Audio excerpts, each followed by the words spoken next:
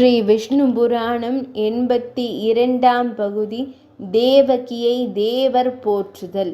இவ்வாறு எம்பெருமானால் நியமிக்கப்பட்ட யோகநித்ரையான மாயையானது அசுர அம்சமுடைய 6 கர்ப்பங்களையும் தேவகியின் உதரத்தில் சேர்த்துவிட்டு 7ஆம் கர்ப்பத்தையும் இழுத்து கொண்டு போய் ரோஹிணியின் உதரத்தில் சேர்த்து விட்டாள். தந்தை வசுதேவரும் முன்பு தன் மைத்துனன் கம்சனுக்கு வாக்கு தத்தம் செய்தபடியால் தம் மனைவி தேவகியிடம் ஜனித்த 6 குழந்தைகளையும் கம்சனிடம் கொடுத்தார். கம்சன் அவற்றை வாங்கி வெட்டி கொன்று விட்டான்.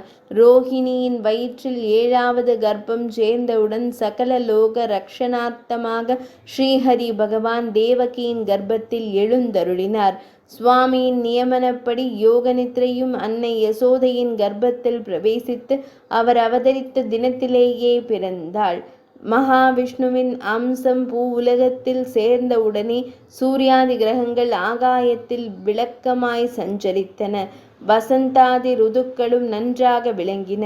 மிகுந்த தேஜசினால் சூழப்பட்ட அன்னை தேவகியை கண்களால் காண யாவரும் சக்தியற்றிருந்தார்கள். ஸ்ரீ பகவானை தரிசித்து மேலான தேஜசோடு விளங்கிய அன்னை தேவகியை தேவதைகள் அங்கிருந்த புருஷர்களும் ஸ்திரீகளும் காணாதவாறு துதித்தனர்.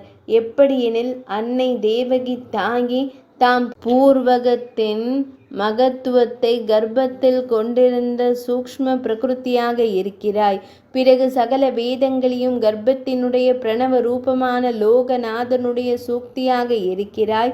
படைக்கப்படும் சொரூபங்களை கர்ப்பத்தினுடைய சிருஷ்டியாயும் யாவற்றுக்கும் காரணமாய் யாகங்களை கர்ப்பத்தில் வைத்து கொண்டிருக்கும் வேதமாகவும் பயனை கருக்கொண்டுள்ள பூஜையாயும் அக்னியை கருக்கொண்ட அரணியாயும் பயனை கருக்கொண்ட பூஜையாயும் தேவதைகளை கருவில் தரித்த அதிதியாயும் அசுரரை கர்ப்பத்தில் தரித்த திதி தேவியாயும் பகலை கர்ப்பத்தில் உடைய பின் மாலையாகவும் ஞானத்தை உள்ளே கொண்டுள்ள பெரியோர்களின் பணிவிடையாகவும் நியாயத்தை உட்கொண்ட நீதியாகவும் வணக்கத்தை உடைய லஜ்ஜையாகவும் ஆசைப்படத்தக்க பொருளை உட்கொண்ட ஆசையாயும் சந்தோஷத்தை உள்வைத்திருக்கிற திருப்தியாயும் அறிவை உட்கொண்டுள்ள புத்தியாயும் சஞ்சலமின்மையை உள்ளே தரித்திருக்கும் புத்தி நிலையாயும் கிரக நட்சத்திராதிகளை உள்ளே பொதிந்து கொண்டுள்ள ஆகாசமாயும் இருக்கிறாய்.